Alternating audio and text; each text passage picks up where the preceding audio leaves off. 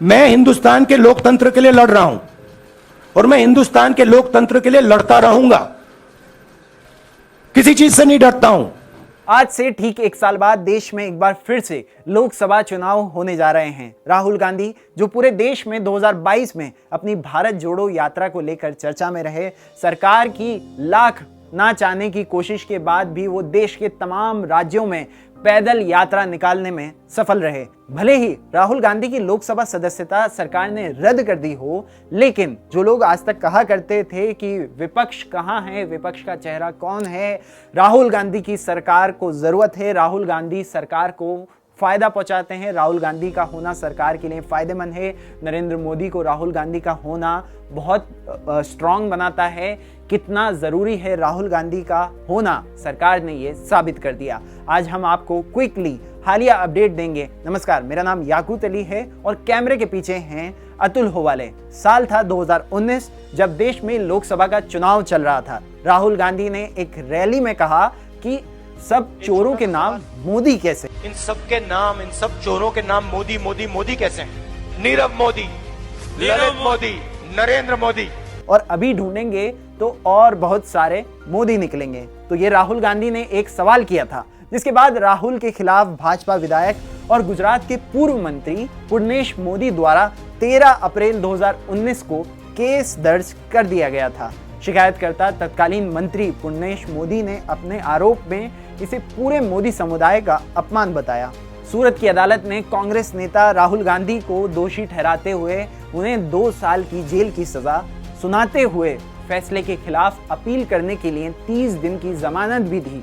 अपनी सजा के बाद राहुल गांधी ने महात्मा गांधी द्वारा बोली गई एक प्रसिद्ध पंक्ति को ट्वीट किया था, मेरा धर्म सत्य और अहिंसा पर आधारित है, सत्य मेरा भगवान है, अहिंसा उसे पाने का साधन।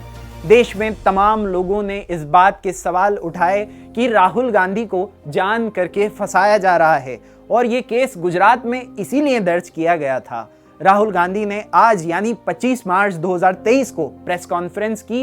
ये सवाल जब उनसे पूछा गया तो उन्होंने कहा, आइए सुनाते हैं आपको उन्होंने क्या कहा।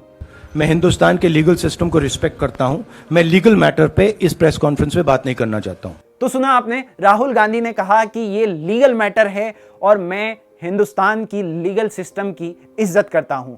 भले ही राहुल गांधी को सजा सुनाई गई हो और उस पे कई सवाल खड़े हो रहे हैं, लेकिन उन्होंने कहा कि वो हिंदुस्तान के लीगल सिस्टम की इज्जत करते हैं। 24 मार्च को राहुल गांधी, जो कि वायनाड को रिप्रेजेंट करते थे या करते रहेंगे, इस पे सवाल है, अभी सवाल आगे भी जारी रहेगा। उसी वायनाड को जिसके लिए प्रधानमंत्री नरेंद्र मोदी ने कहा था जब राहुल गांधी 2019 का चुनाव 2 सीटों से लड़ रहे थे कि राहुल गांधी ने ऐसी सीट से चुनाव लड़ने का निर्णय लिया है जो जहां पर मेजॉरिटी माइनॉरिटी में है।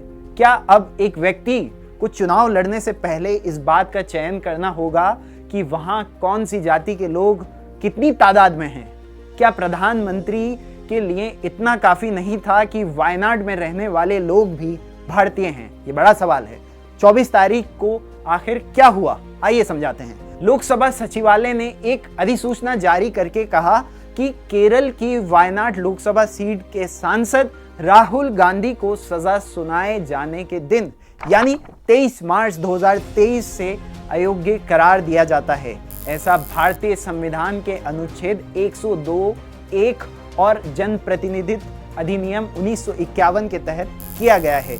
अनुच्छेद 102(1) और 191(1) के अनुसार अगर संसद या विधानसभा का कोई सदस्य लाभ के किसी पद को लेता है, दिमागी रूप से अस्वस्थ है, दिवालिया है या फिर वैध भारतीय नागरिक नहीं है, तो उसकी सदस्यता रद्द हो जाएगी। अयोग्यता का दूसरा नियम संविधान की 10वीं अनुसूची में है। इसमें दल बदल के आधार पर सदस्यों को अयोग्य ठहराए जाने के प्रावधान हैं। इसके अलावा लोक प्रतिनिधित्व अधिनियम 1951 के तहत किसी सांसद या विधायक की सदस्यता जा सकती है।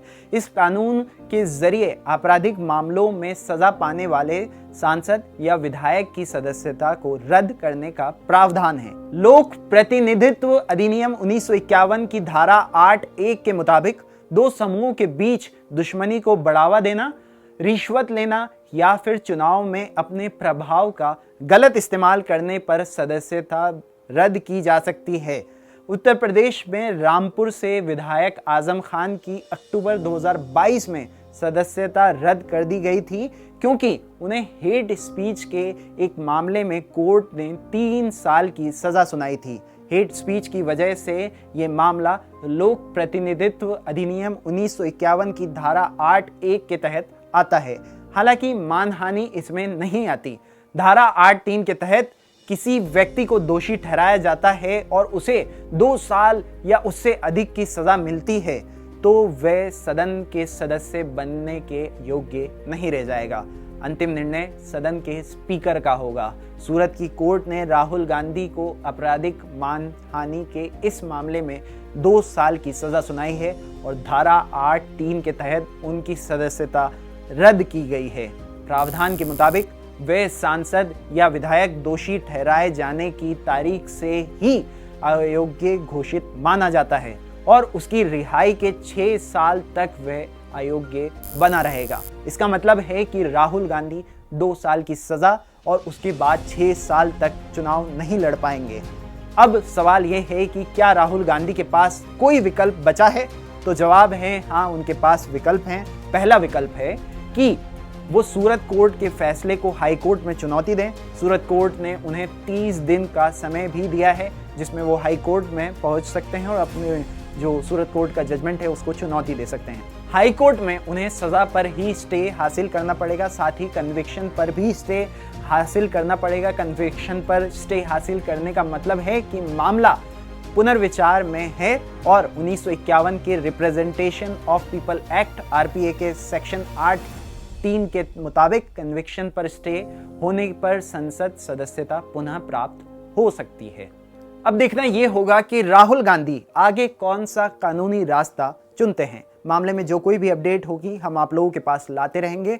मेरा नाम याकूत अली है, कैमरे के पीछे हैं अतुल होवाले। वीडियो देखने के लिए आपका बहुत बहुत शुक्रिया। अगर आपको हमारा काम पसंद आता है, हमारी वीडियोस पसंद आती हैं, हमारी ग्राउंड रिपोर्ट्स पसंद आती हैं, तो आप नीचे दिए गए लिंक पर जाकर डोनेट कर सकते हैं। थैंक्स बटन पर भी जाकर हमें डोनेट करके सपोर्ट कर सकते हैं। द वायर के और वीडियोस देखने के लिए सब्सक्राइब करें और बेल आइकन पर क्लिक करें। स्वतंत्र पत्रकारिता की आर्थिक मदद करने के लिए डिस्क्रिप्शन में दिए गए लिंक पर जाएं और अपनी राशि चुनें।